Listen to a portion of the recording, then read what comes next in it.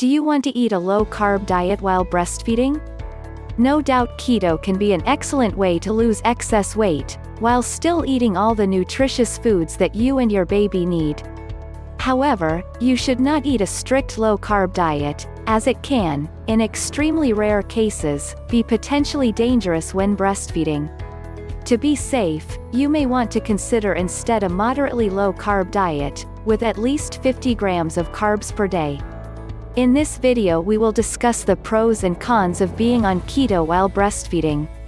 We make videos on topics such as keto, weight loss and nutrition, so if you want to learn more about how you can be healthier and fitter, then like this video and subscribe to our channel. If you are looking for a personalized custom keto diet plan with the option to swap meals if you don't like them, then click the link in the description below.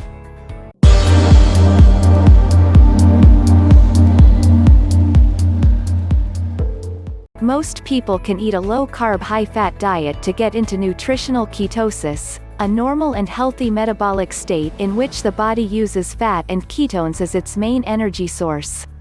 But when breastfeeding, in some rare cases, extremely low carb intake can possibly lead to a dangerous condition called ketoacidosis. For reasons that aren't entirely understood, it seems to be related to the metabolic changes and increased nutritional demands of producing milk.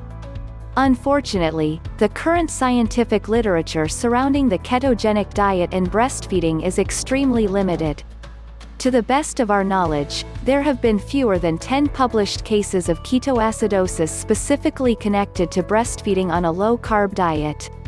So it's safe to assume that the risk is likely quite low. Although there are some anecdotal reports that some mothers have had reductions in milk production after going keto, this is most likely due to factors such as dehydration, lack of adequate calories or nutrients, and possible lack of adjustment in cases of rapid carbohydrate restriction. It's simply important to get enough nutrients while breastfeeding. Severe reduction by any means can place the new mom at risk. Remember that it's also important to eat adequate calories in general, and the metabolic demands of breastfeeding will likely require more than your usual amount of calories. One way to make sure you get enough carbs is to add 3 fruits per day or extra servings of root veggies to an otherwise strict low-carb or keto menu. But you can choose whichever way you prefer to get the extra carbs, like selecting moderate and liberal low-carb recipes. Here are a few tips for successful breastfeeding while following a ketogenic diet. Tip number 1. Start keto early. When you first start keto, your body needs to go through an adjustment period, and you may feel flu-like symptoms.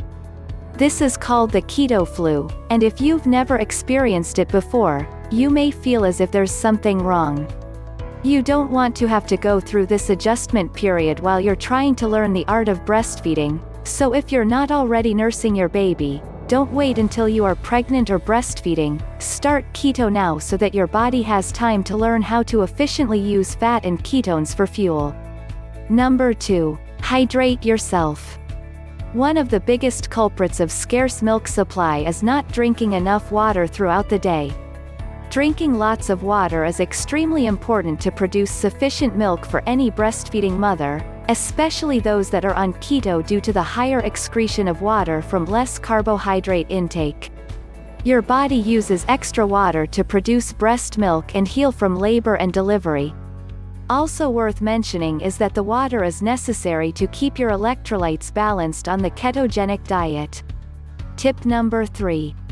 Take sufficient nutrients and electrolyte supplements. When it comes to minerals, there are 4 main ones you hear about most on a low-carb diet: sodium, potassium, magnesium and calcium. These are electrolytes that your body needs to control blood pressure and keep your nerves and muscles working properly. Consuming enough vitamins and minerals is extremely important to avoid any negative side effects such as headaches, loss of energy, or lightheadedness.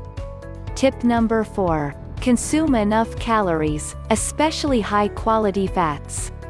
It is important to make sure you have a steady supply of energy throughout the day for both yourself and your baby. Consuming an adequate amount of calories and enough good quality fats will be another key to producing healthy quantities of milk and fueling both yourself and your baby. Tip number 5. Consume enough fiber and vegetables. Vegetables and fiber are extremely important for both your health and the development of your baby. Make sure you are consuming lots of vegetables to ensure adequate intake of certain phytochemicals and antioxidants. Tip number 6. Opt for a moderate low-carb diet rather than strict keto. If you're having trouble producing adequate milk, try starting with 50 to 75 grams of carbs per day and slowly lower the carbs by 5 to 10 grams each day and track how it affects your milk supply. Make sure you are getting your carbs from healthy sources such as lots of vegetables, nuts and seeds and berries. More importantly, avoid bread, pasta, and other refined carbs. Tip number 7. Track your diet and daily milk production. What gets tracked gets improved, so keep track of the foods and drinks you are consuming, as this will make it easier to track your calorie and fat consumption as it relates to how much milk you are producing each day, so you can adjust accordingly. Just like with any diet, even the ketogenic diet, there is no one-size-fits-all approach.